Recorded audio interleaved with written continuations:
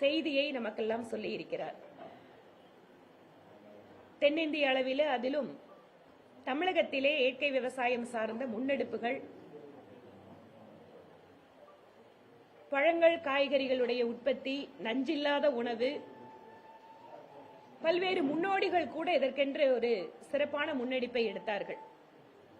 நம்மாழ்வார் அவர்களுடைய இயற்கை விவசாயத்தில் அந்த முறைகளினால் ஈர்க்கப்பட்டு பல்லாயிரக்கணக்கான இளைஞர்கள் இயற்கை விவசாயத்தின் பக்கம் திரும்பினார்கள்.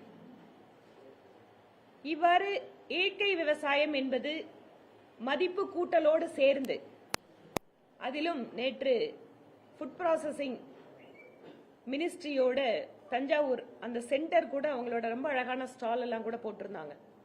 இன்னும் இந்த பகுதியில் உற்பத்தியாகின்ற பொருட்களை பற்றியெல்லாம் மிக ஆர்வத்தோடு, அதை பற்றியெல்லாம் இன்று உலகமே தெரிந்து கொள்ளக்கூடிய அளவிற்கு ஒரு முக்கியத்துவத்தை பிரதமர் மோடி அவர்கள் இயற்கை விவசாயிகளுக்கு, இயற்கை விவசாயத்திற்கு கொடுத்திருக்கிறார். அதற்காக தமிழகமும் அதுவும் கோவை வந்திருந்து இந்த முன்னெடுப்பினை வேகப்படுத்தி இருக்கக்கூடிய பிரதமர் மோடி அவர்களுக்கு எங்களுடைய நன்றியை தெரிவித்துக் கொள்கிறோம்.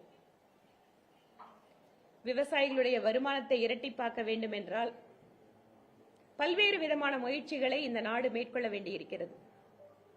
இந்த நாட்டிலே கூட ஒரு சில இடங்களில் வற்றாத ஜீவநதிகள், மற்றொரு புறம் விவசாயத்திற்கு ஆதாரமான இருக்கக்கூடிய நீர் பற்றாக்குறையால் அல்லலுறும் விவசாயிகள் என்று பல்வேறு தரப்பில் இருக்கக்கூடிய விவசாயிகளுக்கு கூட அவர்களுடைய வாழ்க்கை தரத்தை உயர்த்துவதற்காக அரசாங்கம் எடுத்திருக்கக்கூடிய முன்னெடுப்புகளோடு இப்போது இயற்கை விவசாயம் சார்ந்த முன்னெடுப்பு என்பது மிகுந்த உதவிகரமாக இருக்கும்.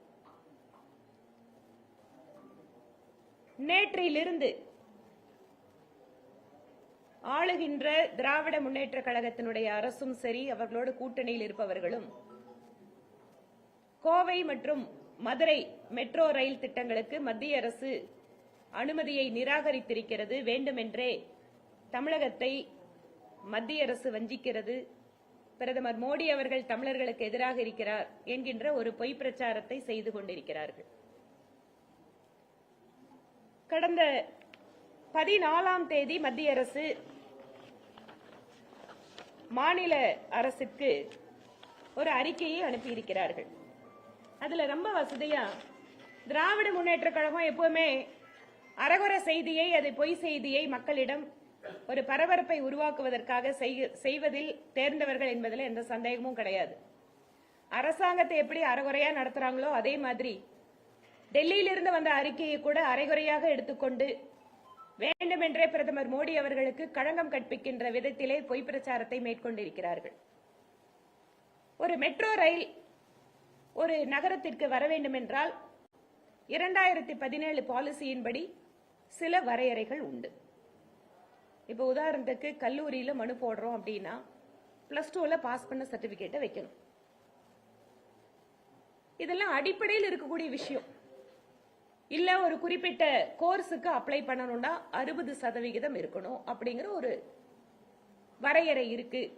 அப்படின்னா அந்த 60% மார்க் வாங்கினவங்க, அதுக்கு மேல இருக்கிறவங்க தான் அப்ளை பண்ண முடியும். நான் 55% தான் வாங்கியிருக்கேன், ஆனா அந்த காலேஜ்ல எனக்கு சீட் கொடுக்கணும்னு நான் அப்ளிகேஷன் போடுவேன். அந்த அப்ளிகேஷன் ரிஜெக்ட் ஆயிடுச்சுன்னு சொன்னா, ஐயோ அந்த பிரின்சிபால் பாருங்க எனக்கு எதிராக இருக்காரு, என் குழந்தை படிக்க கூடாதா, நான் படிச்சா தப்பா, அப்படிங்கிற மாதிரி ஒரு பொய் பிரச்சாரம் தான் இப்ப மெட்ரோ